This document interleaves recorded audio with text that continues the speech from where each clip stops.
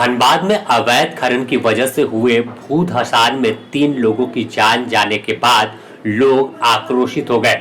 लोगों का गुस्सा इस कदर था कि वहां पहुंचे बीसीसीएल के अधिकारियों पर पथराव कर दिया, जिसमें कई अधिकारी घायल हुए तो कई वाहनों के शीशे टूट गए हैं। घटनास्थल से किसी तरह अधिकारी भागकर अपनी जान बचाई है, लेकिन वहां रहने वाले लोग बढ़ते गैस रिसाव से दहशत में हैं और सवाल पूछ रहे हैं कि आखिर कब तक ऐसे ही वह मौत के गाल में समाते रहेंगे। बता दें कि बीते मंगलवार देर रात सोनारडी ओपी इलाके के टांड बस्ती में एक घर जमींदोज हो गया, जिसमें 3 लोग हमेशा के लिए उसी जमीन के अंदर समा गए, जिसके बाद ग्रामीण आक्रोशित हो गए। बुधवार को गुस्सा इतना बढ़ गया कि स्थिति तनाव में बदल गई। लोग आक्रोशित हो गए। अपनी इस बदहाली पर वह सवाल अधिकारियों से पूछ रहे थे, लेकिन जवाब कोई नहीं दे रहा था।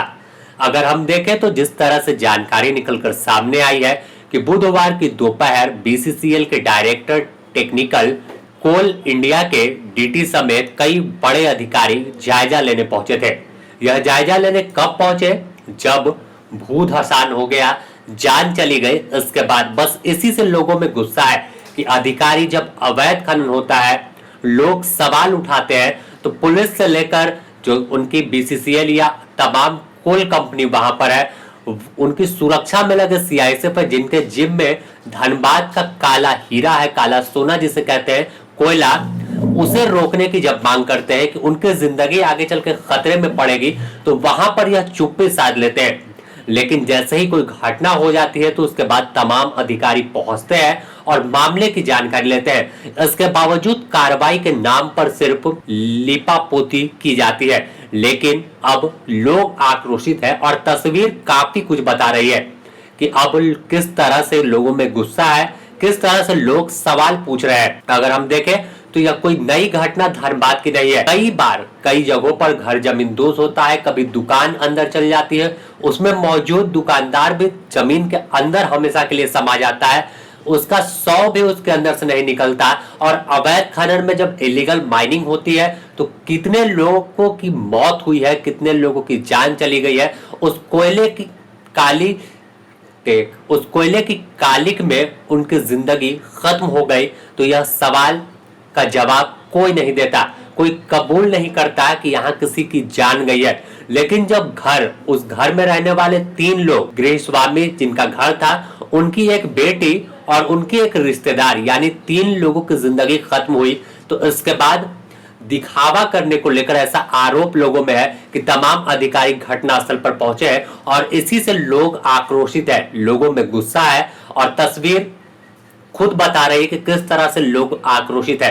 पूरे मामले को लेकर फिलहाल अतिरिक्त पुलिस बल की तैनाती की गई है, सीआईएसएफ की अतिरिक्त टुकड़ी वहां तैनात की गई है, जिससे हालात को कंट्रोल किया जा सके और पूरे इलाके में एक जो हालात है वो संभाला जा सके।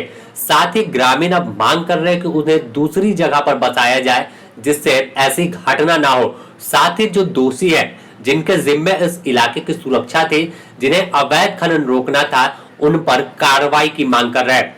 अगर हम इसे समझे कि आखिर धनबाद में भू धसान कैसे होता है, तो यहाँ अगर देखें तो जितने एक क्राइटेरिया है कि जितना अगर हम कोयला निकालते हैं तो वहां पर बालू जो है वो भरा जाता है, लेकिन ज्यादातर इलाकों में धनबाद में अवैध खनन होता है और वहां से अवैध खनन में जब वह कोयला निकाल लेते हैं तो वहां की जमीन खोखली होती है और उसे भरावट के नाम पर सिर्फ ऊपर से कागजों पर तमाम चीजें पूरी की जाती है कि जमीन के अंदर पर्याप्त मात्रा में बालू भर दिया गया है जिससे कोई घटना ना होगी।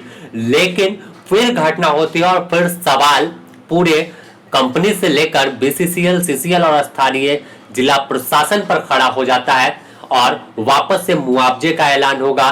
लोग पहुंचेंगे, संवेदना जताएंगे, लेकिन आगे ऐसी घटना ना हो, इसको रोकने के लिए कोई भी पहल नहीं होती है। नतीजा है कि धनबाद में आए दिन लोगों की जान जाती है और फिर सब कुछ सन्नाटा जैसा हो जाता है, मानो कुछ हुआ ही नहीं। गरीब थे, मर गए।